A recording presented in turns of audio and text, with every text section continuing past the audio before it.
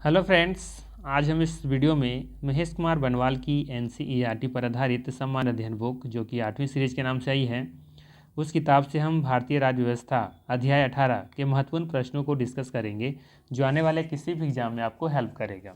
इससे पहले ऑलरेडी हमने 17 अध्याय करा रखा है। इन सभी वीडियो का लिंक डिस्क्रिप्शन में दिया हुआ है या फिर प्ले लिस्ट में जाके आप देख सकते हैं। साथ ही साथ ध्यान रखिएगा, इससे पहले ऑलरेडी हमने प्राचीन भारत, मध्यकालीन भारत और आधुनिक भारत से संबंधित सभी अध्यायों को हमने कवर कर लिया है। उन सभी वीडियो का लिंक डिस्क्रिप्शन में दिया हुआ है या फिर आप प्ले लिस्ट में जाकर आप देख सकते हैं। तो चलिए फिर शुरू करते हैं और देखते हैं आज का पहला सवाल।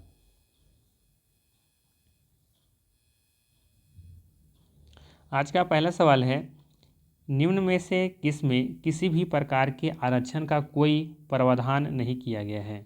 बताना है किस में किसी भी प्रकार के आरक्षण का कोई प्रावधान नहीं किया गया है। ऑप्शन है राज्यसभा, लोकसभा, राज्य विधान परिषद, विधानसभा।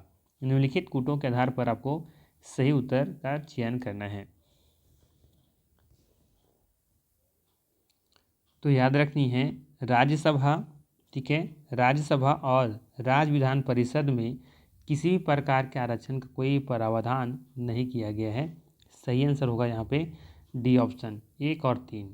ठीक है, याद रखना है राज्यसभा और राज्य विधान परिषद में किसी भी प्रकार का आरक्षण का कोई भी प्रावधान नहीं किया गया है। ठीक ना। इसके अलावा थोड़ा सा बात कर लें यहाँ पे एक्स्ट्रा फैक्ट के बारे में। तो ध्यान रखना है भारत में विभिन्न वर्गों के लिए आरक्षण का प्रावधान लोकसभा एवं राज्यों की विधानसभाओं में किया गया है। अनुसूचित जातियों एवं अनुसूचित जनजातियों को अनुच्छेद 330 में लोकसभा तथा अनुच्छेद 332 में राज्य विधान परिसभाओं के लिए उनके जनसंख्या के अनुपात में आरक्षण का प्रबंध किया गया है। लोकसभा में अनुसूचित जाति, जिसे शेड्यूल कास्ट कहते हैं, शॉर्ट में एससी कहते हैं, के लिए देखेंगे तो 84 सीट और शेड्यूल ट्राइब अर्थात अनुसूचित जनजातियों के लिए देखेंगे तो 47 सीटों का आरक्षित किया गया है। ठीक है, चलिए अगला सवाल लेते हैं। अगला सवाल है, भारतीय संविधान का भाग 15 किससे संबंधित है। सवाल है भारतीय संविधान का भाग, ये 16 है, माफ़ कीजिएगा, ये संविधान का भाग 16 किससे संबंधित है। प्रशासनिक अधिकरणों से, अखिल भारतीय सेवाओं से, वित्त आयोग से या फिर लोकसभा एवं राज्यों की विधानसभाओं में अनुसूचित जाति एवं अनुसूचित जनजाति समुदाय के प्रतिनिधित्व से। तो ध्यान रखना है सही आंसर होगा डी ऑप्शन। भारतीय संविधान का भाग 16 लोकसभा एवं राज्यों की विधानसभाओं में अनुसूचित जाति एवं अनुसूचित जनजाति समुदाय के प्रतिनिधित्व से संबंधित है। ठीक है, तो डी ऑप्शन सही होगा यहाँ पे। ध्यान दीजिएगा, भारतीय संविधान के भाग 16 में अनुच्छेद 330 से लेकर के 342 तक के अंतर्गत कुछ वर्गों के संबंध में विशेष प्रावधान किए गए हैं। अनुच्छेद 331 में लोकसभा में आंग्ल भारतीय समुदाय का प्रतिनिधित्व एवं अनुच्छेद 333 में राज्यों की विधानसभाओं में आंग्ल भारतीय समुदाय के प्रतिनिधित्व का उल्लेख किया गया है। वैसे बात करें तो ये 104वें संविधान संशोधन अधिनियम 2019 के तहत देखेंगे तो लोकसभा और राज्यसभा की विधानसभा में आंग्ल भारतीय समुदाय के लिए जो आरक्षित सीटें थी उसे समाप्त कर दिया गया। ये कॉन्सेप्ट ही यहाँ पे हटा दिया गया है। ठीक है, तो ये जरूर याद रखिएगा, यहाँ से सवाल जरूर बनेगा। ठीक है, तो ये 104वां जो है आपका संविधान संशोधन अधिनियम 2019 के तहत देखेंगे तो लोकसभा और राज्यों की विधानसभाओं में आंग्ल भारतीय समुदाय के जो कॉन्सेप्ट था आरक्षित सीटों के लिए, वो कॉन्सेप्ट को ही समाप्त कर दिया गया है, हटा दिया गया है। ठीक है, चलिए अगला सवाल लेते हैं। अगला सवाल है, नीचे दो वक्तव्य दिए गए हैं जिनमें से एक कथन ए और दूसरे कथन आ कारण आर का बी का आर कहा गया है। कथन ए में कहा गया कि अल्पसंख्यक शब्द की उत्पत्ति, ध्यान दीजिएगा फिर से, अल्पसंख्यक शब्द की भारत के संविधान में परिभाषा नहीं दी गई है। रीजन में दे रखा है अल्पसंख्यक आयोग संवैधानिक निकाय नहीं है। बताना है कौन सा कथन यहाँ पे सही है। दोनों सही है, दोनों गलत है, या फिर दोनों सही है और ए इसकी सही व्याख्या आर करता है, या फिर परंतु ए सही व्याख्या आर इसकी व्याख्या नहीं करता है। कौन सा ऑप्शन सही होगा आप चाहे तो कमेंट कर सकते हैं। तो ध्यान रखना है यहाँ पे ए और आर दोनों सही है, लेकिन यहाँ पर देखेंगे कि ए की व्याख्या आर नहीं करता है। अर्थात कह सकते हैं यहाँ पे कि अल्पसंख्यक शब्द की भारत के संविधान में परिभाषा नहीं दी गई है, बिल्कुल सही है। और रीजन भी है कि अल्पसंख्यक आयोग संवैधानिक निकाय नहीं है। अल्पसंख्यक आयोग संवैधानिक निकाय नहीं है, तो इसलिए आप देखेंगे इसकी परिभाषा संविधान में नहीं दी गई है, तो ये भी सही है। दोनों सही है, लेकिन यहाँ पर देखेंगे कि एक व्याख्या आर यहाँ पे नहीं करता है। इसका सही आंसर क्या होगा? B option.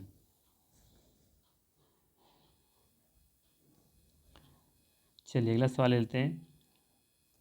ये लाइन याद रखिएगा, है ना। राष्ट्रीय अल्पसंख्यक आयोग, नेशनल कमीशन फॉर माइनॉरिटी, है ना, माइनॉरिटी जो होता है उसका गठन कब किया गया था? 1992 में संसद द्वारा ये पारित विधि के द्वारा किया गया। इस प्रकार कथन एवं कारण दोनों सही है, परंतु कारण कथन का ये सही व्याख्या नहीं करता, ये तो बता ही दिए थे वहाँ पे, है ना। चलिए अगला है, किसी जाति तथा जनजाति को अनुसूचित जाति तथा अनुसूचित जनजाति घोषित करने हेतु सक्षम संवैधानिक प्राधिकारी कौन है? भारत का राष्ट्रपति, भारत का प्रधानमंत्री, समाज कल्याण मंत्री या फिर अनुसूचित जनजाति आयोग का अध्यक्ष? बहुत ही अच्छा सवाल है। सही आंसर होगा इसका ऑप्शन नंबर ए, भारत का राष्ट्रपति। भारतीय संविधान के अनुच्छेद 341 के 1 एवं अनुच्छेद 342 के 1 के अंतर्गत राष्ट्रपति किसी राज्य या संघ राज्य क्षेत्र के संबंध में राज्यपाल से परामर्श के पश्चात उस राज्य या संघ राज्य क्षेत्र की किसी जाति को अनुसूचित जाति एवं अनुसूचित जनजाति के रूप में अधिसूचित या फिर नोटिफाइड कर सकता है। ठीक है, चलिए अगला सवाल ले लेते हैं, क्वेश्चन नंबर 5। संयुक्त राष्ट्र संघ की स्थापना कब हुई थी? आसान सा सवाल पूछा गया था, 1945। सभी को याद होगा, पढ़ने वाले हर स्टूडेंट को पता होना चाहिए। ठीक है, यूएनओ की स्थापना कब हुई थी? 1945, 24 अक्टूबर 1945 की स्थापना की गई थी, है ना। इसका उद्देश्य क्या था? इसका उद्देश्य था अंतर्राष्ट्रीय कानूनों को सुविधाजनक का बनाना, जिससे अंतर्राष्ट्रीय सुरक्षा, आर्थिक विकास, सामाजिक प्रगति, मानवाधिकार और विश्व शांति जैसे लक्ष्यों की प्राप्ति की जा सके, है ना। और संयुक्त राष्ट्र सुरक्षा परिषद में बात करें, अस्थायी सदस्यों की संख्या कितनी होती है? तो 5 होता है, और अस्थायी सदस्यों की संख्या देखेंगे तो यहाँ पे 10 होता है। ठीक है, चलिए आगे देखते हैं। चलिए अगला सवाल भी वही लग रहा है, संयुक्त राष्ट्र सुरक्षा परिषद में अस्थायी सदस्यों की संख्या क्या है? तो इसके अस्थायी सदस्यों की संख्या कितनी है? 5 है। ठीक है, याद रखनी है, ध्यान दीजिएगा।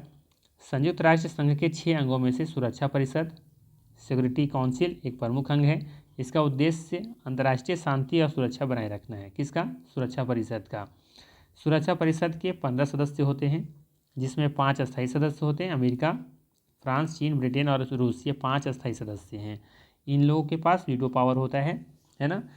किसी मुद्दे को लेकर के पांचों का वोट होना जरूरी है। अगर एक का भी वोट नहीं जाता है तो फिर वो पारित नहीं हो सकता है ना। तो इसी को कहते हैं वीटो पावर। तो अमेरिका, फ्रांस, चीन, ब्रिटेन और रूस, इन सभी के पास वीटो पावर है। और ये देखेंगे तो सुरक्षा परिषद के अस्थायी सदस्य हैं, और 10 अस्थायी सदस्य होते हैं, जो कि 2 वर्ष के कार्यकाल के लिए संयुक्त राष्ट्र महासभा द्वारा ये चुने जाते हैं, सिर्फ 2 वर्ष के लिए। ठीक है, चलिए अगला सवाल लेते हैं। सवाल है, निम्नलिखित में से कौन संयुक्त राष्ट्र संघ के प्रथम अफ्रीकी महासचिव रहे हैं? बताना है, निम्नलिखित में से कौन संयुक्त राष्ट्र संघ के प्रथम अफ्रीकी महासचिव रहे हैं?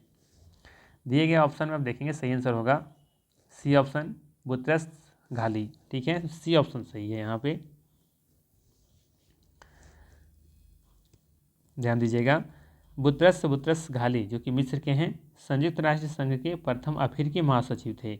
इन्होंने संयुक्त राष्ट्र संघ के 6वें महासचिव के रूप में 1992 से 96 ईस्वी तक कार्य किया। संयुक्त राष्ट्र संघ के वर्तमान महासचिव कौन है? एंटोनियो गुटेरेस हैं। एक बार देख लीजिएगा, अपडेट कर लीजिएगा एक बार। ठीक है, चलिए आगे देख लेते हैं।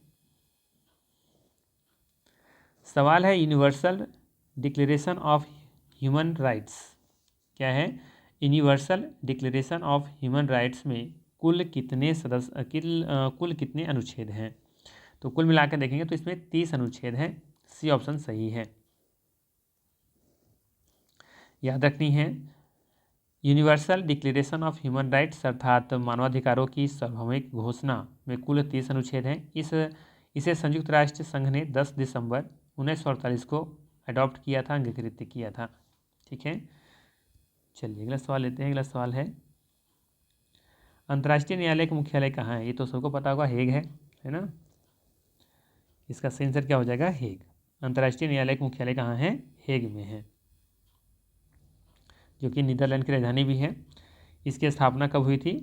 18 अप्रैल 1946 को। ठीक है।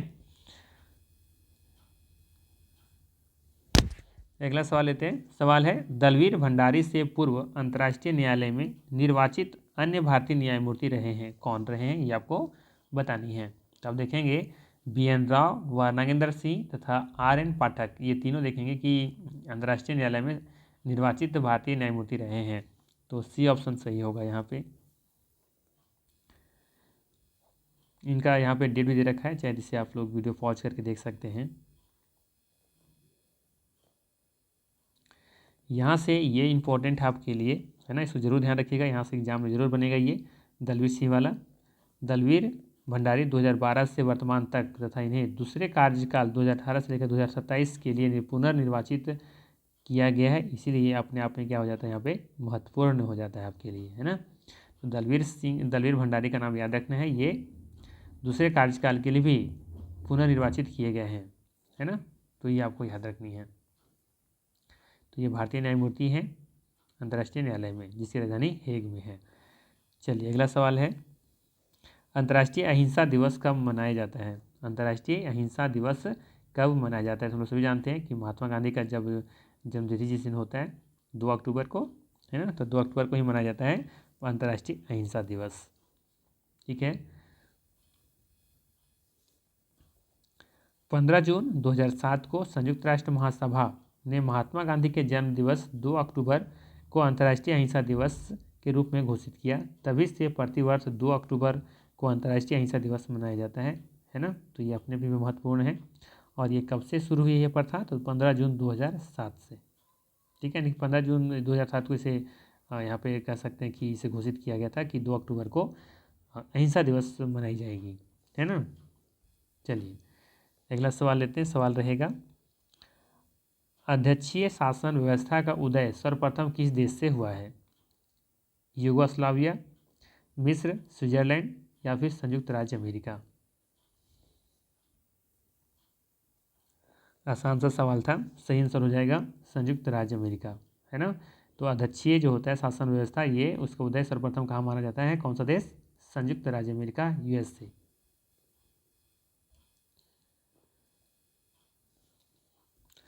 अध्यक्षीय शासन व्यवस्था का उदय सर्वप्रथम संयुक्त राज्य अमेरिका में हुआ। इससे राष्ट्रपति कार्यपालिका का वास्तविक अध्यक्ष होता है। उसका निर्वाचन जनता के द्वारा प्रत्यक्ष रूप से किया जाता है तथा वह एक निश्चित कार्यकाल के लिए नियुक्त मुख्य कार्यपालक होता है। अमेरिकी शासन व्यवस्था में राष्ट्रपति आम नागरिकों में से अपने मंत्रियों को चुनाव करता है और मंत्री विधानमंडल के सदस्य नहीं होते हैं। इस प्रकार अध्यक्षीय शासन व्यवस्था में कार्यपालिका के अस्थायित्व की, जबकि संसदीय व्यवस्था में कार्यपालिका के उत्तरदायित्व की संकल्पना पर अधिक बल दिया जाता है ना। तो सिंपल सा है, आपको याद रखना है कि संसदीय व्यवस्था में कार्यपालिका के उत्तरदायित्व की संकल्पना जो है, ये कॉन्सेप्ट जो है, ये पर अधिक बल दिया जाता है ना। कार्यपालिका के रिस्पॉन्सिबिलिटी की जो कॉन्सेप्ट है उस पर अधिक बल दिया जाता है, आपको याद रखनी है। अगला है, निम्नलिखित कथनों पर विचार कीजिए। पहला दे रखा है, रूस की संसद पार्लियामेंट को फेडरल असेंबली कहते हैं। रूसी संसद में फेडरेशन काउंसिल निम्न सदन है। रूसी संसद में उच्च सदन का नाम स्टेट ड्यूमा है। उपर्युक्त में से कौन सा कथन सत्य है, आपको यहाँ पे बतानी है। तो आप देखेंगे यहाँ पे सिर्फ और सिर्फ पहला कथन सही दिख रहा है ना, कि रूस के संसद पार्लियामेंट को फेडरल असेंबली कहते हैं। तो यहाँ पे सिर्फ पहला कथन सही दिख रहा है ना। रूसी संसद में फेडरेशन काउंसिल निम्न सदन है, ये कथन गलत है ना। संसद के निम्न सदन लोअर हाउस को स्टेट ड्यूमा तथा उच्च सदन को फेडरेशन काउंसिल कहते हैं, है ना, ये याद रखनी है। तो यहाँ पर सही आंसर क्या होगा? D option. ध्यान दीजिएगा, रूस की संसद का नाम फेडरल असेंबली बिल्कुल सही था। संसद के निम्न सदन, है ना, फिर संसद के निम्न सदन को क्या कहते हैं? स्टेट ड्यूमा कहते हैं, जबकि उच्च सदन को फेडरेशन काउंसिल कहते हैं। ठीक है, तो यहाँ पे हम देखेंगे कि उल्टा दे रखा था। रूसी संसद में फेडरेशन काउंसिल को क्या कहते हैं? स्टेट ड्यूमा कहते हैं, जबकि रूसी संसद में उच्च सदन को निम्न सदन कहते हैं, ये फेडरेशन काउंसिल कहते हैं। ठीक, चलिए अगला सवाल है, तास कहाँ का समाचार एजेंसी है? न्यूज एजेंसी कहाँ की है तास? जर्मनी, फ्रांस, रूस या फिर ईरान? तो ध्यान रखना है, रूस की है ये, सी ऑप्शन सही होगा। तास रूस की समाचार एजेंसी है। पूर्व सोवियत संघ रूस की समाचार एजेंसी तास थी। सोवियत संघ के विघटन के पश्चात इसे वर्ष 1992 में इंफॉर्मेशन टेलीग्राफ एजेंसी ऑफ रूस से सम्मिलित कर दिया गया, किंतु वर्ष 2014 में इसका पुनः नाम तास कर दिया गया है। अगला सवाल है, चीन की संसद का नाम क्या है?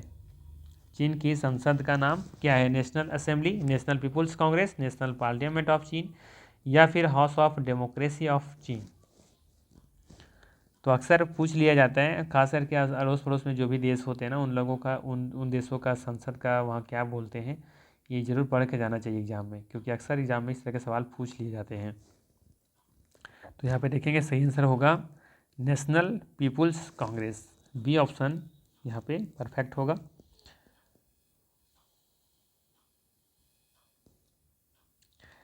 चीनी जनवादी गणराज्य की संसद को नेशनल पीपुल्स कांग्रेस के नाम से जाना जाता है।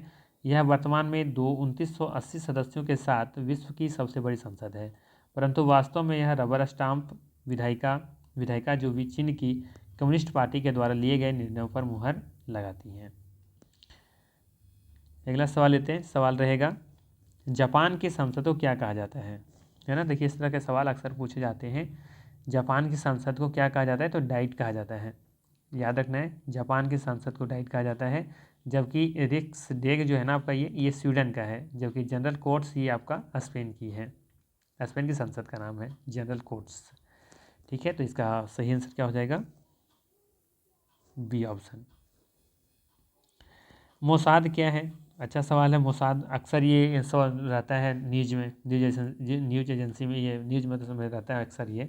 मोसाद क्या है? बहुत ही फेमस है ये, एक एजेंसी है ये, है ना? कहाँ का? इजराइल का मोसाद ये इजराइल की बहुत ही खुफिया, जो बहुत अच्छी, बहुत मरकज़ से नामी ये खुफिया एजेंसी है इजराइल का, मोसाद। तो याद रखना है। चलिए अगला सवाल लेते हैं, इसको याद रख सकते हैं कि इसकी स्थापना गोपनीय सूचना प्राप्त करने, गुप्त ऑपरेशन और आतंकवाद से लड़ने के लिए की जाती हैं। चलिए अगला सवाल है, प्रथम भारतीय प्रधानमंत्री जिन्होंने अफगानिस्तान की यात्रा की थी, बताना है कौन से प्रधानमंत्री पहले ऐसे प्रधानमंत्री हुए जो कि अफगानिस्तान की यात्रा की हैं। तो ये करने वाले व्यक्ति हैं जवाहरलाल नेहरू, ये ऑप्शन सही है।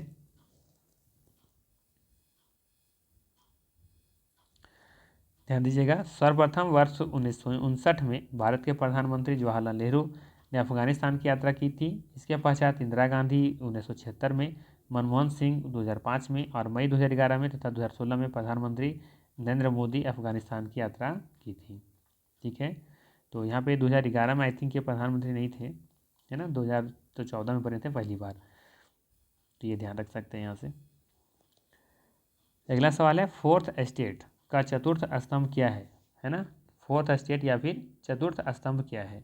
क्रिकेट टीम का 12वां खिलाड़ी, रेल और हवाई जहाज के अतिरिक्त यातायात का साधन, या फिर कृषि क्षेत्र की बड़ी सहकारी संस्था, या फिर प्रेस मीडिया? तो सभी को पता होगा, हमारा जो चौथा स्तंभ कहलाता है वो प्रेस मीडिया कहलाता है ना? 19 का डी बिल्कुल यहाँ पे सही होगा।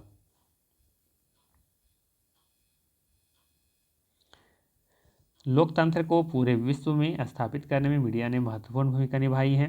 18वीं शताब्दी के पश्चात विशेष रूप से अमेरिकी स्वतंत्रता आंदोलन, फ्रांसीसी क्रांति एवं 19वीं शताब्दी में भारत के स्वतंत्रता आंदोलन के समय मीडिया ने जनता तक पहुंचने और ज्ञान के साथ उन्हें सक्षम बनाने में महत्वपूर्ण योगदान दिया है।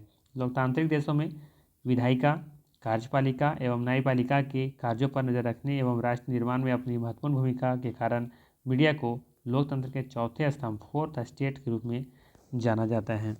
ठीक, अगला सवाल रहेगा, निम्नलिखित में से कौन सा एक पंचशील का सिद्धांत नहीं है? गुट निरपेक्षता, शांतिपूर्ण सहअस्तित्व, एक दूसरे की अखंडता एवं संप्रभुता का सम्मान, एक दूसरे के आंतरिक मामलों में हस्तक्षेप न करना। सही आंसर होगा यहाँ पे पूछा है कौन सा नहीं है, तो ये गुट निरपेक्षता ये नहीं है, बाकी है, तो ये ऑप्शन यहाँ पे सही होगा।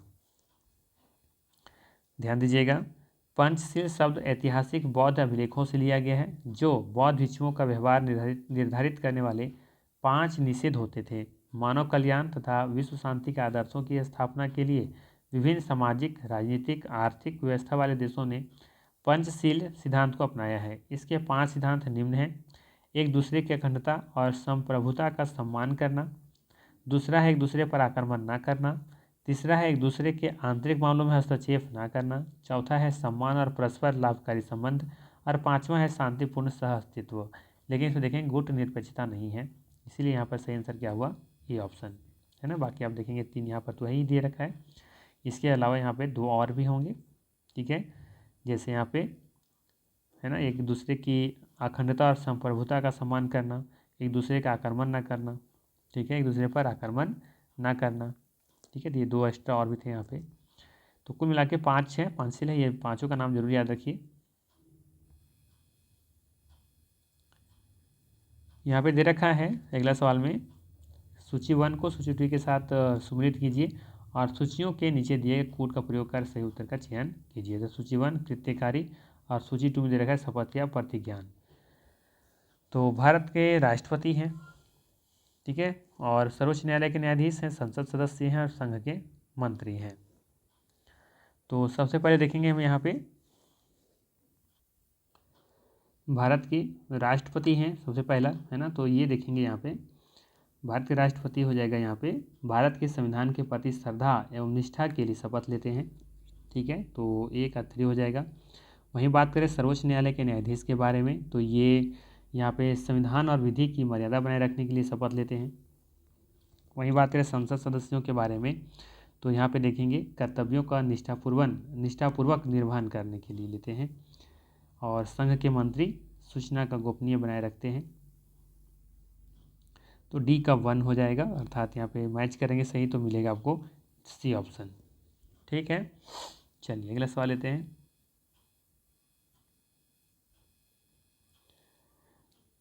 यहाँ फिर से सही मैच करनी है, इधर दे रखा है सूचीबद्ध व्यक्ति और इनके पद। तो नागेंद्र सिंह कौन है, अजीत नाथ राय, R.K. त्रिवेदी और अशोक देसाई के बारे में बतानी है। तो यहाँ पे प्रेजेंट डेटा थोड़ा सा हेरफेर हो सकता है, लेकिन जो ऑप्शन दे रखा है उस अकॉर्डिंग हम लोग यहाँ पे टिक करने वाले हैं। तो सबसे पहले देखेंगे यहाँ पे नागेंद्र सिंह, तो अभी हम लोगों ने देखा कि ये भारत के मुख्य न्यायमूर्ति रहे हैं, माफ़ कीजिएगा अंतर्राष्ट्रीय न्यायालय के अध्यक्ष रहे हैं, ठीक है, नागेंद्र सिंह। वहीं बात करें अजीत नाथ के बारे में, तो ये भारत के मुख्य न्यायमूर्ति रहे हैं। R.K. त्रिवेदी के बारे में बात करें अगर हम, है ना, तो ये भारत के मुख्य निर्वाचन आयुक्त हैं। और अशोक देसाई ये हो जाएगा आपका एक जो ऑप्शन बचा है भारत के महान्यायवादी। तो इसका मैच करेंगे आप लोग, तो A का 2 और B का है 3, C का हो जाएगा 1, अर्थात यहाँ C ऑप्शन सही दिख रहा है ना। चलिए हाँ ठीक है, C ऑप्शन सही है। चलिए अगला सवाल लेते हैं। सवाल है निम्नलिखित में से कौन जून 2009 में सृजित भारतीय विशिष्ट पहचान प्राधिकरण UIDAI के प्रथम महानिदेशक नियुक्त किए गए हैं। मोंटेक सिंह अहलूवालिया, नंदन नीलकेनी, अशोक देसाई, राम सेवक शर्मा।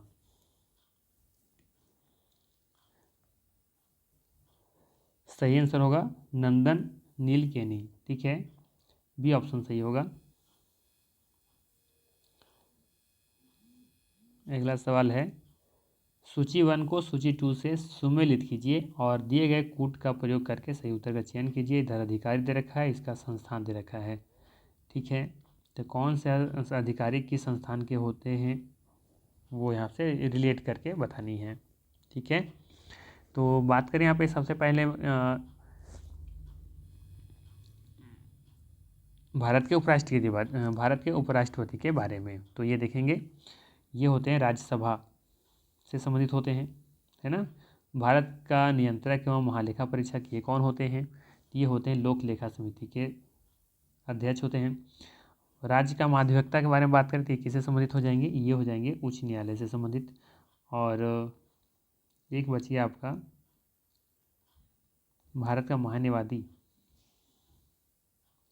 तो ये देखेंगे कि ये भारत का महान्यवादी जो है ये आपका लोकसभा में, ये लोकसभा की बैठक में भाग ले सकते हैं। ठीक है, तो यहाँ पर ए का था 3 दिख रहा है, बी का 1,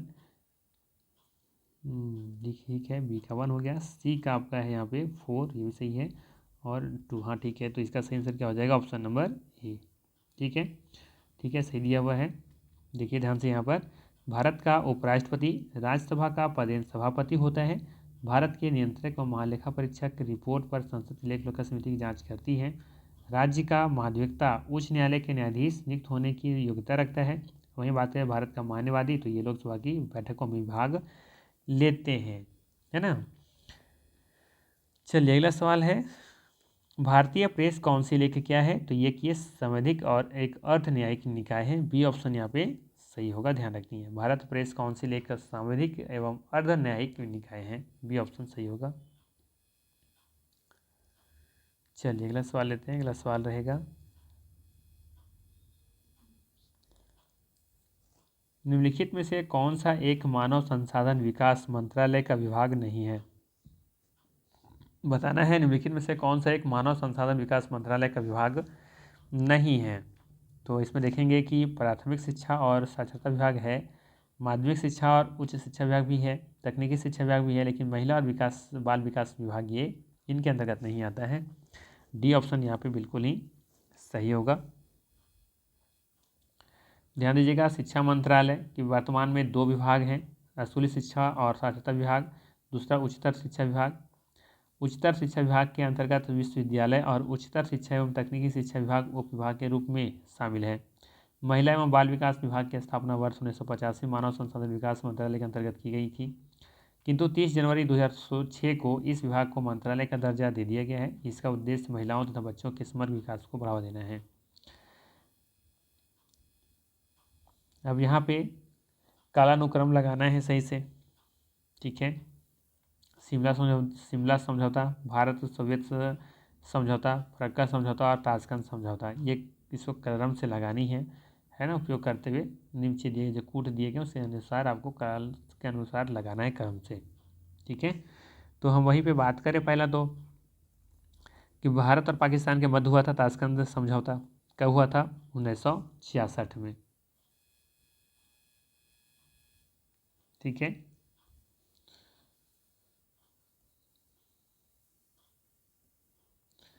चलिए इसी बात है शिमला समझौता, बात करें शिमला समझौता के बारे में, तो ये कब हुआ था, तो ध्यान रखना ये भी देखेंगे तो 2 जुलाई 1972 को भारत और पाकिस्तान के मध्य शिमला समझौता हुआ था, 1972 को।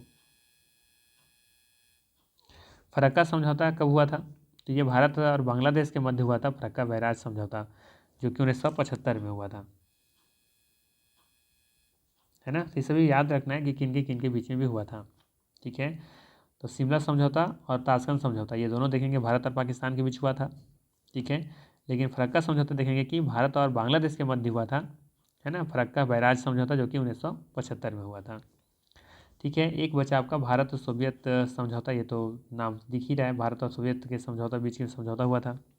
ठीक है, तो ये ध्यान रखना है ये कब हुआ था, तो ये मैत्री एवं सहयोग के लिए ऐतिहासिक ये समझौता था, ये 2 जुलाई 1972 को किया गया था, माफ़ कीजिएगा 1971 को हुआ था। ठीक है, 1971 में हुआ था ये, शांति मैत्री और सहयोग के लिए, 1971। तो अब क्रम से लगा दीजिए, तो सबसे पहले हो जाएगा ताशकंद समझौता 1966, 4 आना चाहिए पहले, 4 दिख रहा है। इसके बाद फिर अब देखेंगे तो 71 2, फिर इसके बाद फिर 72 1, और फिर फरक्का, देखिए ये ऑप्शन सही है यहाँ पर। आई थिंक कोई दिक्कत नहीं होना चाहिए, समझ में आ गया होगा सभी समझौते किन के बीच में हुए थे और क्यों हुए थे।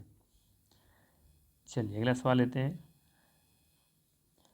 अगला सवाल है, निम्नलिखित युगों में से कौन एक सुमेलित नहीं है, बताना है ये कौन सा एक सुमेलित नहीं है। तो आप देखेंगे यहाँ पर जो चिपको आंदोलन बहुत बार सुने होंगे, सुंदरलाल बहुगुणा इनके जनक हैं, इनके द्वारा शुरू की गई थी। नर्मदा बचाओ आंदोलन ये मेधा पाटेकर के द्वारा शुरुआत की गई थी, है ना, तो ये भी सही है। शांत घाटी आंदोलन ये बाबा आमटे के द्वारा की गई थी, नहीं। शांत घाटी आंदोलन या साइलेंट वैली मूवमेंट, ये सुगाथा कुमारी के द्वारा शुरुआत की गई थी, उनसे संबंधित थी। जबकि बाबा आमटे के बारे में बात करें तो ये वन्यजीव संरक्षण तथा नर्मदा बचाओ आंदोलन से जुड़े हुए थे, बाबा आमटे। ठीक है, एपी के आंदोलन पी हेगड़े से संबंधित है, ये भी सही है। तो यहाँ पे डी ऑप्शन बिल्कुल क्या हो जाएगा, सही सुमेलित नहीं है, अर्थात यही ऑप्शन सही है। ठीक है ना, क्योंकि पूछा था कौन सा सुमेलित नहीं है। ठीक, चलिए अगला सवाल लेते हैं। यहाँ पर फिर से दे रखा है क्षेत्र जो प्रायः समाचारों में आते हैं देश, कौन सा जो समाचार पत्र है वो किस देश से संबंधित है आपको बतानी है, कौन से सही सुमेलित है ये आपको बतानी है। तो चलिए बात करते हैं सबसे पहला कौन सा सुमेलित है, तो चेचन्या, ये रूस से ही संबंधित है, ये तो सही है ना। चेचन्या रूस का एक गणतंत्र है। यह जो देखेंगे तो ये कॉकेकस पर्वत के उत्तर में कैस्पियन सागर से 100 किलोमीटर की दूरी पर ये स्थित है। ठीक है, वहीं बात करें दारफुर के बारे में तो ये दारफुर सूडान के पश्चिमी भाग में स्थित एक विवादित क्षेत्र है। तो ये कथन गलत दिख रहा है, ये सही मैच नहीं है। और एक आपका स्वात घाटी, तो ये पाकिस्तान के ये पख्तूनख्वा प्रांत में स्थित एक प्रशासनिक जिला है, तो ये भी आपका गलत है, इराक नहीं होगा, पाकिस्तान होना चाहिए। ठीक, तो ये सभी अक्सर देखेंगे कि न्यूज में रहते हैं, चेचन्या, दारफुर, स्वात घाटी, तो ये कौन से देश से संबंधित है आपको याद होना चाहिए, है ना। तो दारफुर कहाँ पर है ये, तो याद रखना है दारफुर सूडान के पश्चिमी भाग में स्थित एक विवादित क्षेत्र है दारफुर। जबकि स्वात घाटी में देखेंगे कि पाकिस्तान के खैबर पख्तूनख्वा कुछ करके है, ठीक है, ऐसा ही कुछ नाम है, तो ये ध्यान रखिएगा। तो ये पाकिस्तान क्षेत्र में स्थित है स्वात घाटी। तो सिर्फ एक मैच है यहाँ पर, सही आंसर क्या हो जाएगा, ऑप्शन नंबर ए। चलिए अगला सवाल ले लेते हैं। अगला सवाल है एशिया विकास बैंक का इंडिया रेजिडेंट मिशन कहाँ अवस्थित है। ADB है ना, एशियाई विकास बैंक का इंडिया रेजिडेंट मिशन कहाँ अवस्थित है। आसान सा सवाल है, नई दिल्ली इसका सही आंसर होगा।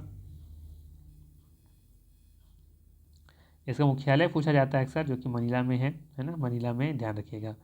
एशियाई विकास बैंक की स्थापना कब हुआ था, 1966 में। इसका मुख्यालय फिलीपींस की राजधानी मनीला में है। इसका इंडियन रेजिडेंट मिशन नई दिल्ली में अवस्थित है। ये यहाँ से सवाल पूछा गया है। चलिए अगला सवाल लेते हैं। अगला सवाल है निम्नलिखित में से कौन किसी देश की सर्वप्रथम महिला प्रधानमंत्री बनी थी। सवाल है निम्नलिखित में से कौन किसी देश की सर्वप्रथम महिला प्रधानमंत्री बनी थी। तो कई बार ये एग्जाम में पूछा गया सवाल है ना। सही आंसर क्या होगा यहाँ पे, श्रीमाओ भंडारनाइके। पता होगा आपको, वर्ष 1960 में श्रीमाओ भंडारनाइके श्रीलंका का प्रथम प्रधानमंत्री बनी थी, और ये विश्व की किसी भी देश की प्रथम महिला प्रधानमंत्री बनी थी, ये भी याद रखना है। अगला सवाल लेते हैं। अगला सवाल रहेगा निम्नलिखित देशों पर विचार कीजिए। Denmark, Japan, Russian federation, United kingdom, United state of America. तो क्या बताना है यहाँ पे, बताना है यहाँ पे आपको, क्या है सवाल। हाँ, सवाल ये है उपर्युक्त में से कौन से देश आर्कटिक काउंसिल के सदस्य हैं, है ना। बताना है कौन से आर्कटिक काउंसिल के सदस्य हैं। तो यहाँ पे देखेंगे तो ये डेनमार्क है ना, डेनमार्क है, रशियन फेडरेशन भी है, और इसमें आप देखेंगे यूनाइटेड स्टेट ऑफ अमेरिका इसमें शामिल है। किसमें, आर्कटिक काउंसिल में। ये तीनों यहाँ पे शामिल है। तो याद रखना है आर्कटिक परिषद का स्थापना कब हुआ था। इसका स्थापना हुआ था 1996 में। ठीक है, तो इसकी स्थापना ओटावा घोषणा पत्र के द्वारा की गया था 1996 में। इसके लिए इसमें देखेंगे तो कितने सदस्य हैं, 8 सदस्य हैं। कौन कौन, डेनमार्क है, ठीक है, डेनमार्क है आपका, रूस भी है, फिनलैंड है, नॉर्वे है, स्वीडन है, अमेरिका है, आइसलैंड है और कनाडा है। यह एक अंतर सरकारी संगठन है, और इसका उद्देश्य है आर्कटिक क्षेत्र के पर्यावरण संरक्षण तथा सहयोग, समन्वय और संसाधनों के समुचित उपयोग का प्रोत्साहन देना। ठीक है, तो याद रखिएगा, हो सकता है सवाल पूछा जाए कि आर्कटिक काउंसिल का क्या उद्देश्य है। इसका उद्देश्य है पर्यावरण संरक्षण करना, सहयोग करना, समन्वय करना, कोऑर्डिनेट करना, संसाधनों के समुचित उपयोग को प्रोत्साहन देना। ठीक, तो इन 8 देशों का भी नाम याद रख सकते हैं, डेनमार्क, रूस, Finland, Norway, Sweden, America, Iceland और कनाडा। ठीक, चलिए अगला सवाल लेते हैं, क्वेश्चन नंबर 33। निम्नलिखित कथनों में से कौन सा सत्य नहीं है? ठीक है, तो बात करें पहला के बारे में, पहला कथन के बारे में दे रखा है कि politics in India Rajni Kothari का पथ प्रदर्शक शोध अध्ययन है, बिल्कुल सही है। ध्यान रखिए कि politics in India Rajni Kothari का पथ प्रदर्शक शोध अध्ययन है। ठीक, ये सही है। दूसरा है बी नंबर में कि वित्त आयोग का गठन अनुच्छेद 280 के अंतर्गत किया जाता है, बिल्कुल सही है ना, सभी को पता होगा कि वित्त आयोग का गठन आर्टिकल 280 के अंतर्गत किया जाता है। सी में दे रखा है कि मैडम विका जी कामा भारतीय राष्ट्रीय कांग्रेस की प्रथम महिला अध्यक्ष थी, बिल्कुल गलत है ना, बिल्कुल सही गलत है ना, ये मैडम विका जी कामा भारतीय राष्ट्रीय कांग्रेस की प्रथम महिला अध्यक्ष ये नहीं थी, है ना। याद रखना है कि मैडम विका जी कामा जर्मनी के स्टुटगार्ट में 22 अगस्त 1907 को भी अंतर्राष्ट्रीय सोशलिस्ट कांग्रेस के सम्मेलन तिरंगा फहराने के प्रसिद्ध है ये। और बात करें यहाँ पे प्रथम भारतीय राष्ट्रीय कांग्रेस की महिला कांग्रेस, फिर से सुनिएगा, ध्यान रखना है कि भारतीय राष्ट्रीय कांग्रेस की प्रथम महिला अध्यक्ष कौन थी, तो उनका नाम है एनी बेसेंट। और भारतीय महिला पूछे तो कौन होगा, इसका कमेंट आप लोग जरूर कीजिएगा कमेंट बॉक्स में। ठीक है, हमने बताया कि प्रथम जो महिला अध्यक्ष थी भारतीय राष्ट्रीय कांग्रेस की वो थी एनी बेसेंट। ठीक है, लेकिन आपको बताना है यहाँ पे कि भारतीय महिला कौन थी जो कि पहली बार भारतीय राष्ट्रीय कांग्रेस की अध्यक्ष बनी थी। ठीक है, चलिए, तो इसका सही आंसर क्या हो जाएगा, सी ऑप्शन।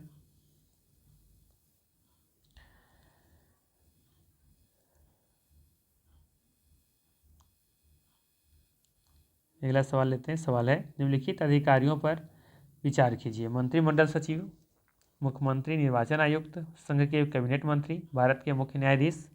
क्या बताना है आपको, वरीयता क्रम में इनका सही क्रम क्या होगा, वरीयता क्रम में। ठीक है, प्रेफरेंस देना है आपको कि किसके पास ज़्यादा पावर होगा, को जाए उस कौन किससे बेहतर होगा, वो आपको अरेंज करनी है। तो अब देखेंगे यहाँ पे इनमें से सबसे ज़्यादा जो वरीयता क्रम रखेंगे तो सबसे ऊपर किनको रखा जाएगा, भारत के मुख्य न्यायाधीश, ये सबसे ज़्यादा वरीयता क्रम सबसे ऊपर होंगे। ठीक है, वहीं हम बात करें यहाँ पे, इसके बाद संघ के कैबिनेट जो मंत्री होते हैं ये ऊपर होते हैं, इससे नीचे कौन होते हैं, मुख्य निर्वाचन आयुक्त, और सबसे नीचे होंगे मंत्रिमंडल सचिव। तो इसका मतलब 4 3 2 1 इसका सही आंसर होगा। कहाँ दिख रहा है, सी ऑप्शन में दिख रहा है। ठीक है, चलिए अगला सवाल लेते हैं।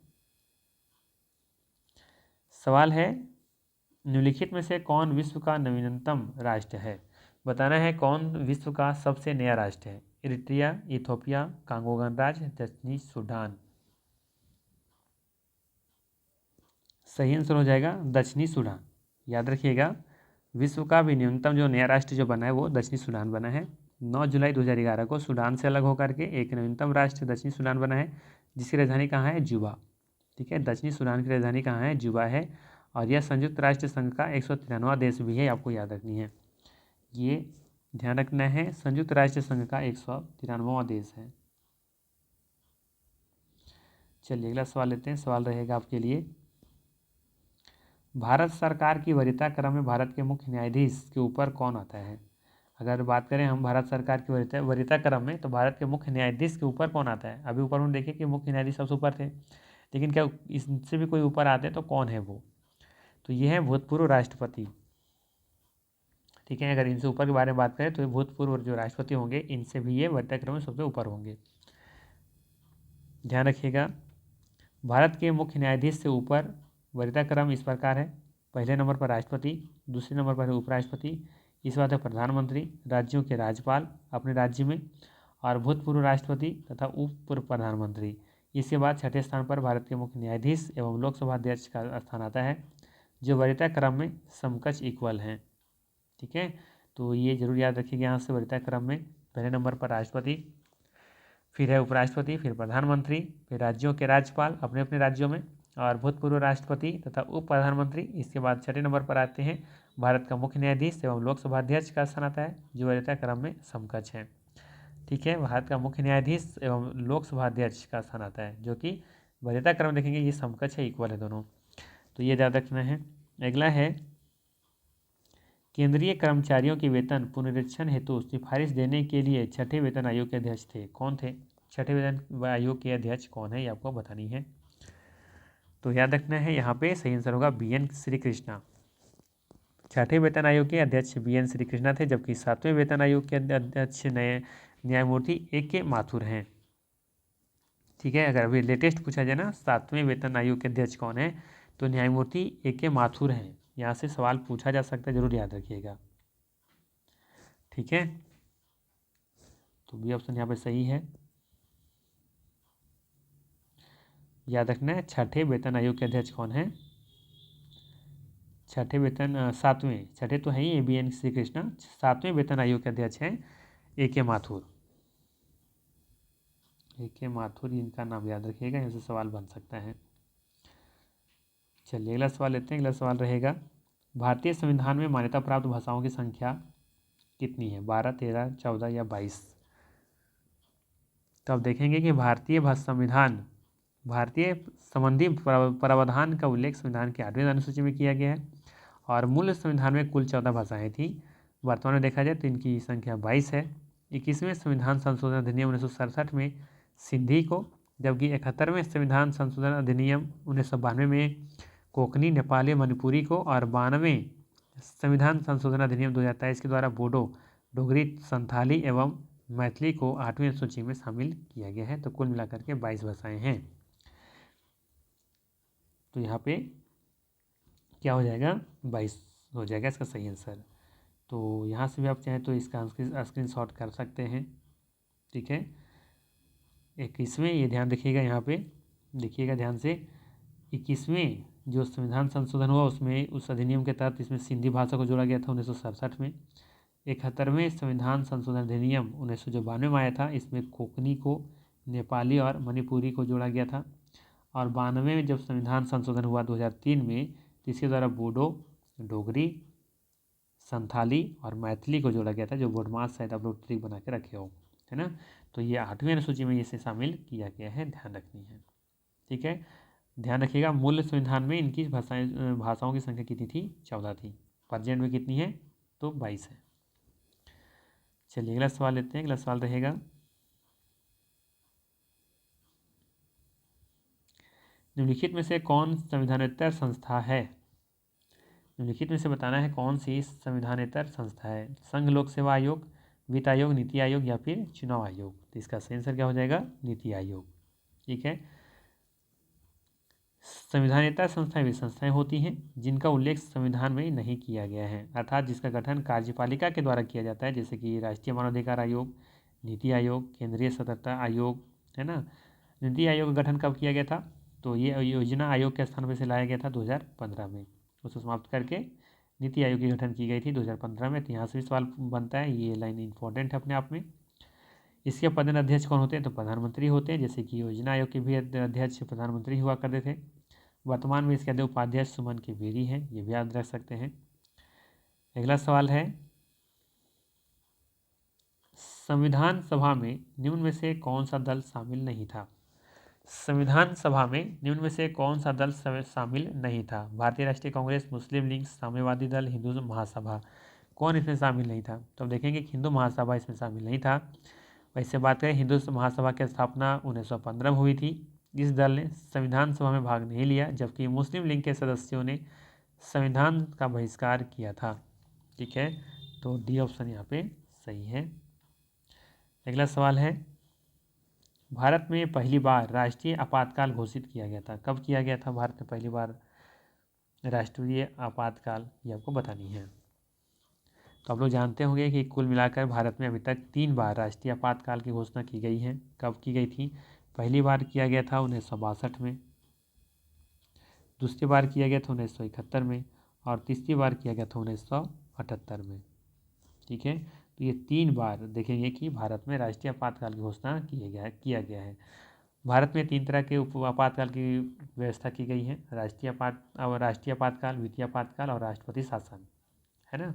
तो राष्ट्रपति शासन तो राज्यों में लगते रहते हैं। राष्ट्रीय आपातकाल अभी तक 3 बार लगा है, वित्तीय आपातकाल अभी तक भारत में 1 बार भी नहीं लगा है। ठीक है, तो यहाँ पे सही आंसर क्या होगा, ये ऑप्शन फिर सही हो जाएगा 1962। ठीक है, ध्यान दीजिएगा।